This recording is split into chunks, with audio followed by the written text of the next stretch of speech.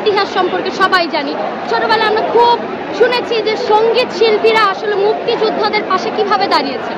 তারা তাদের গান দিয়ে অনুপ্রেরণা জাগিয়েছেন আমাদের, তাদের গান আমাদের অনুপ্রেরণা, আমাদেরকে রাজপথে নামিয়েছে, আমাদের শক্তি জগিয়েছে। র্যাপার হান্নান, উনিও তো আমাদের একজন সঙ্গীত শিল্পী, উনি গান গেয়েছে। আমাদের এখানে যত সঙ্গীত শিল্পীরা আছে তারা আসলে কিভাবে আমাদের পাশে আছে? তারা তো কোনো রাজনৈতিক দল না, তারা নিরপেক্ষ, তারা শুধু গানই করে।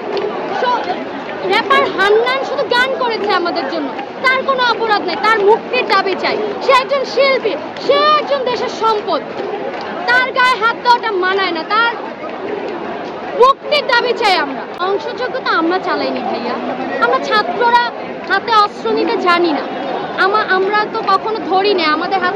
আমাদের হাতে কলম ছিল, বই ছিল, অস্ত্র ছিল না, আমরা এগুলা কিছু করিনি, আমরা করতেও পারি না। কারণ আমার টাকায় বিটিভি হয়েছে, আমার টাকায় মেট্রো রেল হয়েছে, আমার টাকায় এলিভেটেড পদ্মা সেতু। আমি তো এই জিনিসে হাত দিতে পারি না, এটা তো আমার। আমি কেন ভাঙবো? যারা ভেঙেছে তারা আমাদের না, তারা দেশ বিরোধী।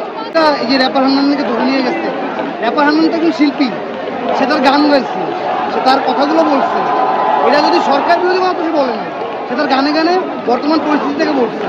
এখন তাকে যে ধরে নিয়ে যাওয়া, গ্রেফতার করা, রিমান্ডে নেওয়া, এটা আমরা কোনোভাবেই শিল্পী সমাজ মেনে নিতে পারি না। তো আমি একজন শিল্পী হিসেবে, আমি একজন আর্টিস্ট হিসেবে এটা কখনোই সাপোর্ট করি না। আমরা অবিলম্বে চাই র্যাপার হান্নানকে ছেড়ে দেওয়া হোক।